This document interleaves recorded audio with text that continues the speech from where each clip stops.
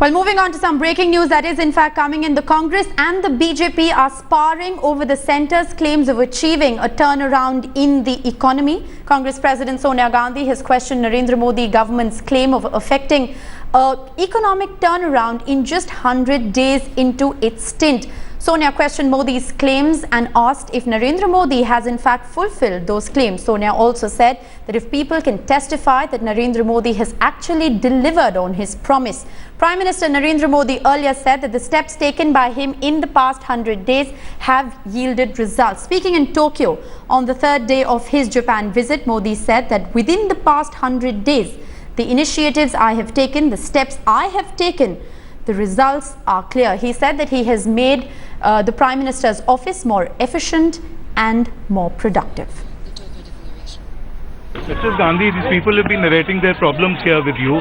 What would you call 100 days of these government, a success or a failure? Why don't you ask them? I've spoken to them, but I wanted to know your perspective. Well, I agree with them. You agree with them? Yes. It's a failure? It's a failure? Well, what else can I say? And how What would you... about prices? Have they gone down? You ask them. Madam has always been fighting for their cause. All right, and ma'am, what would you call this communal rant by many of these BJP leaders right before the by-polls in UP? Well, my colleague Amir Haq now joins me live from Lucknow for more on this. Amir, you had the opportunity to exclusively interact with Sonia Gandhi on those claims that Narendra Modi has in fact made of turning around the economic situation in just 100 days. She, of course, has come out and lashed out, questioning whether any of those claims actually has any weight. Well, definitely, and as far as we see it from here in Raebareli, life exactly has come a full circle for Sonia Gandhi here. UPA has been in power for the last 2 terms, and people have narrated similar problems this time as well. But as very different from last so many times, the Congress chief has finally turned back and blamed it on the Modi government, because it was the Modi-led BJP earlier which had raised their concerns about rising prices in UPA regime. Right.